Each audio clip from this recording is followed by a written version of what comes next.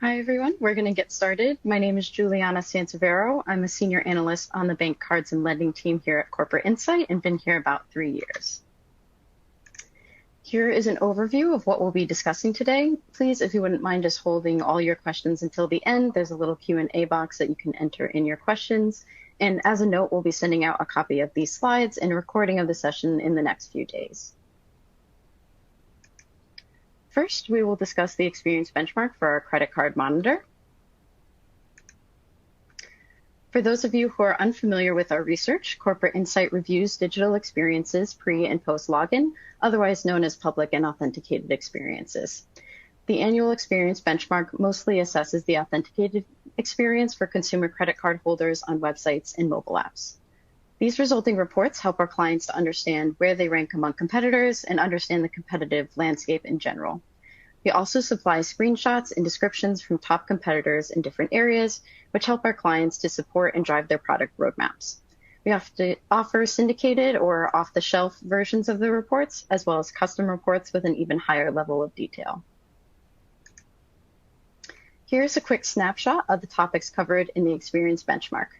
At the top in green, you'll see the 6 main categories that we evaluate across credit card experiences on both platforms, plus a 7th prospect experience for the website that looks into some public site elements such as the homepage and card applications. Is a subcategory that contains a range of what we call attributes. For example, the payment management subcategory features relevant attributes including payment details, automatic payments, and linked bank accounts. As mentioned, the attributes review the functionality, features, and design of consumer cardholder experiences. The framework allows us to evaluate and compare different digital experiences as we assign grades of poor, fair, good, or excellent to each attribute. We also consider how digital elements of each platform impact the usability of key journeys, such as making a card payment, and incorporate those rankings into each category. Grades from each attribute are then weighted based on results from a large-scale survey. We then collect those grades and assign firms a final score on a 1 to 100 scale. The final scores are organized into the 4 tiers that you see to the right, which are leading, achieving, effective, and trailing. Those in the leading tier offer advanced capabilities, innovative features, and strong ease of use, whereas those that are in the trailing tier have room for improvement when it comes to their features, functionality, and design. As previously mentioned, we weight the experience benchmark using the Consumer Credit Card Holder Survey. When we fielded the survey in October 2023, we received over 3,000 responses. All participants are age 18 or above, have at least one card, and log in to their card accounts with at least some frequency, at least once a month. We asked respondents to rate the importance of a wide variety of attributes and note how frequently they have used those features in the last 6 months. There's more to come on the results of the survey, but for now we're going to move to the firms covered in the experience benchmark and a quick sample from the reports. We reviewed the websites and mobile apps of 14 leading credit card issuers. I'll pause here briefly so you can quickly scan the top firms, but as a reminder, we'll send out a copy of these slides in a few days.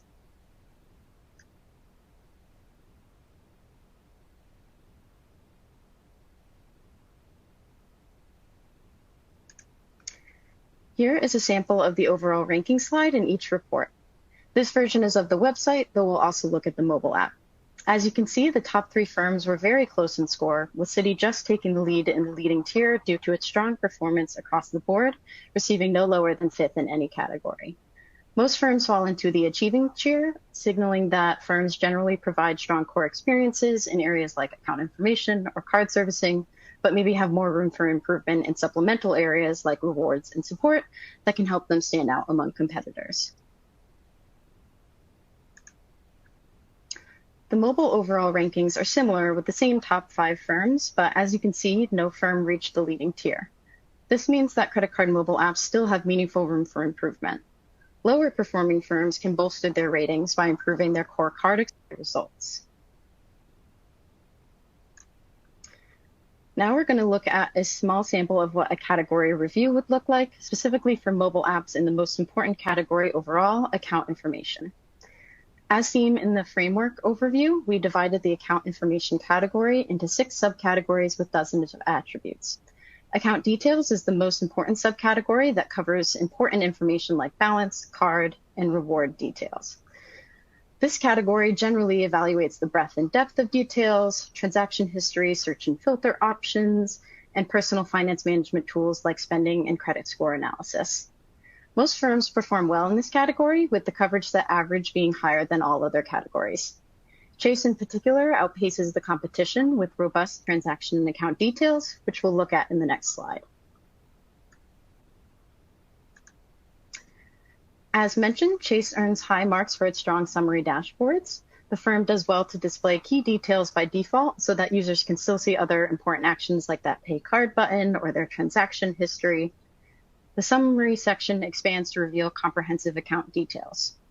Wells Fargo takes a similar approach with summary sections on its card dashboards, but the firm splits details in several locations. For example, you can see the outstanding balance and a credit limit progress meter at the top of the screen, with a payment summary below those interest screen tabs, with also a button to make a payment.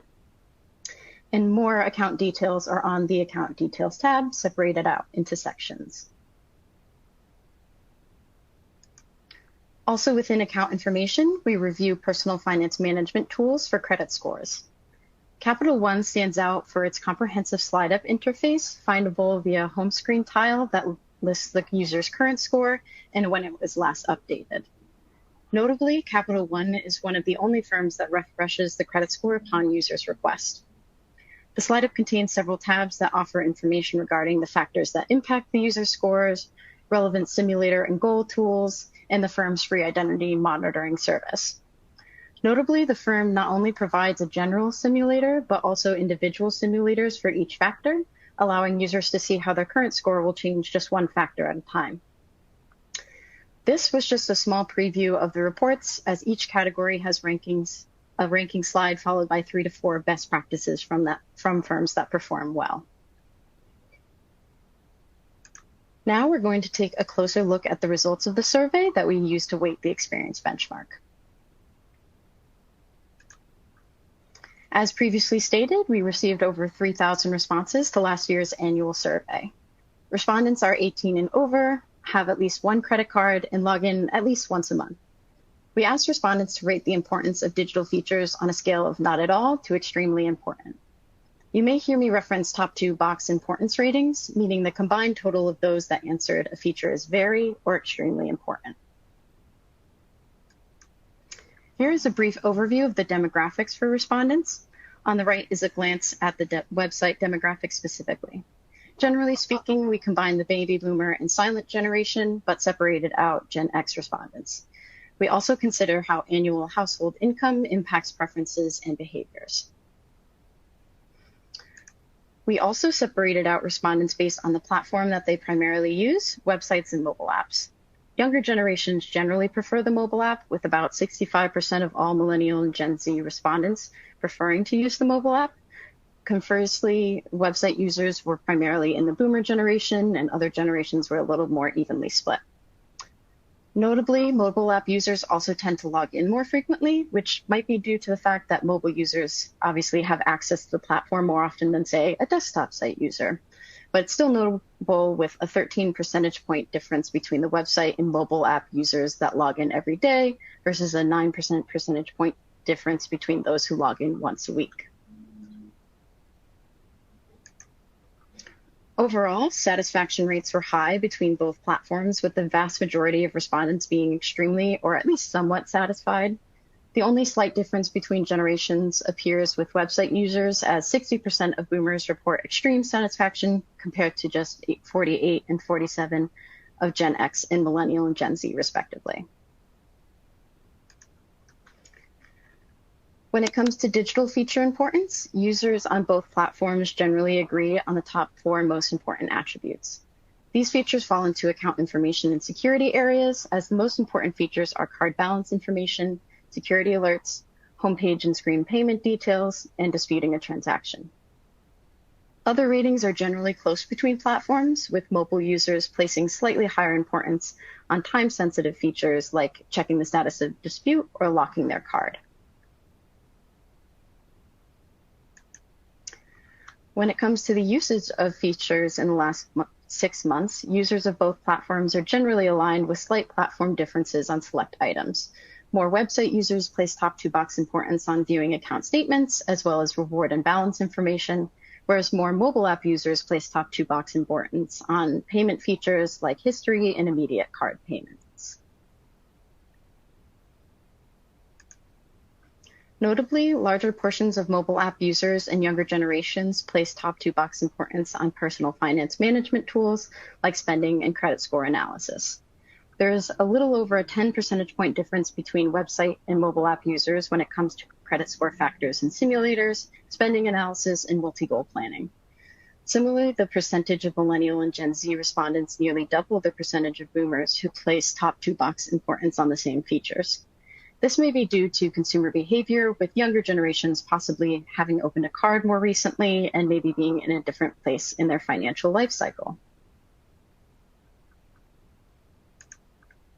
With security having been top of mind for consumers in recent years as the digital landscape continues to evolve, card security features received high importance ratings from nearly all generations. The top 4 card servicing features, disputing transactions, replacing a card, viewing disputes, and locking a card, received top 2 box importance from 60 to 80% of all generations. However, differences begin to emerge for additional card servicing capabilities, with nearly 2 times the amount of Millennial and Gen Z respondents that place top 2 box importance on other features in comparison to boomers. Again, this may be due to where younger generations are in their financial life cycle, as those newer to credit cards are more likely to need to add their card to, say, a digital wallet or maybe request a credit line increase. Interestingly, we also saw differences emerge between income brackets when it came to select redemption options. Overall, money back is the most important and most used redemption option, regardless of income bracket or generation. However, households with annual incomes above $100,000 granted top 2 box importance to redemption options like merchant offers and travel booking. More specifically, there's an 18 percentage point difference between households with over $100,000 in annual income who redeemed for travel booking in the last 6 months or placed top 2 box importance on travel booking compared to those with annual household incomes under $40,000. Notably, we've seen firms make changes and enhancements to their supplementary redemption options like travel booking in the last few years, which thus may appeal to higher income households. But it's still important that firms focus on providing a range of quality money-back redemption options, since that's still the most popular and most used one. When it comes to support resources, virtual assistants had the largest difference in importance and usage across platforms. Generally, this is unsurprising, as virtual assistants are slightly more common on mobile apps anyway. In fact, some firms like top performer Bank of America only offers their virtual assistant on the mobile app and not the desktop site. Therefore, it makes sense that 42% of mobile users compared to just 28% of web users place top 2 box importance on the feature.